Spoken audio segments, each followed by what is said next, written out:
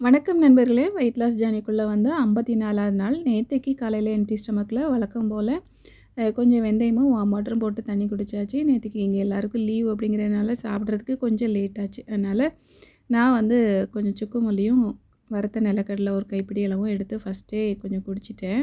அப்போ தான் பசிக்காதுன்னு சொல்லிவிட்டு, அதுக்கப்புறம் நேற்றுக்கு வந்து புட்டு செஞ்சுருந்தேன்.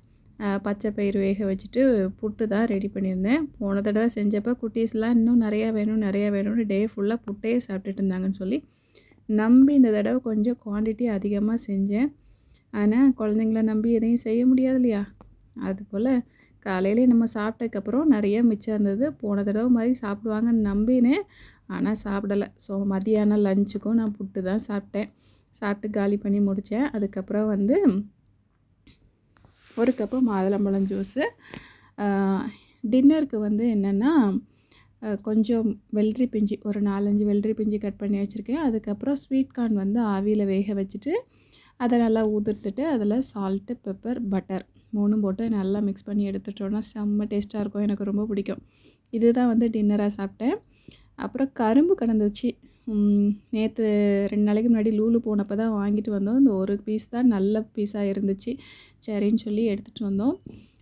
குட்டி பாப்பா வந்து இப்போ தான் ஃபஸ்ட் டைம் கரும்பு சாப்பிட்றாங்க. போன தடவை வாங்கின பொங்கல் சீசன் டைம்லலாம் வந்து பாப்பாவுக்கு பல் சரியாக வரல, அதனால் கொடுக்கல பாப்பாவுக்கு. இந்த வருஷம் தான் ஃபஸ்ட் டைம் சாப்பிட்றாங்களா, அதனால் எப்படி சாப்பிடணும் அப்படின்னு சொல்லி எக்ஸ்பிளைன் பண்ணி கொடுத்தோம். கொஞ்சம் ட்ரை பண்ணாங்க, ஆனால் சரியாக சாப்பிடலை. அவன் வந்து லாலிபாப் மாதிரி வாயில் வச்சுட்டு ஸ்வீட்டாக இருக்குமா, நல்லா தான் இருக்குது அப்படின்னு சொல்லிட்டு டஸ்ட்பினில் போட்டுட்டாங்க. பெரிய பாப்பாவுக்கு வந்து அப்படி இல்லை. அவளுக்கு வந்து ஏற்கனவே சாப்பிட்டு ப்ராக்டிஸ் இருக்குது. அதனால் அவள் கொஞ்சம் நல்லா சாப்பிட்டா. ஆனால் அந்த பெரிய பீஸில் முக்கால்வாசி நான் தான் சாப்பிட்டேன். பிள்ளைங்க அவ்வளோவா சாப்பிடவே இல்லை. அதுதான் சுத்தமாக சாப்பிடவே இல்லை.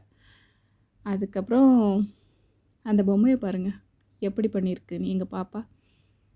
அந்த நாய்க்குட்டி பொம்மைக்கு அவளோட செருப்பை எடுத்து அதுக்கு மாட்டி விட்டுருக்காங்க. குழந்தைங்க இருந்தால் இந்த மாதிரி ஏதாவது கோமாளித்தனம் பண்ணிக்கிட்டே இருப்பாங்க பாருங்கள்.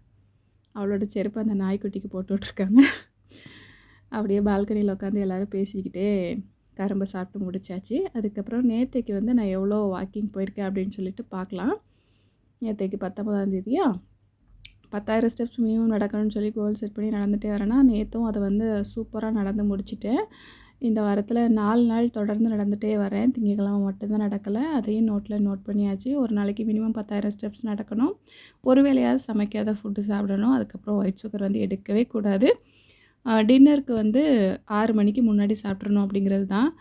ஒயிட் சுகர் எடுக்கலை. டின்னர் 6 மணிக்கு முன்னாடி சாப்பிட்டுட்டேன். ஆனால் சமைக்காத ஃபுட்டு வந்து எடுக்கலை.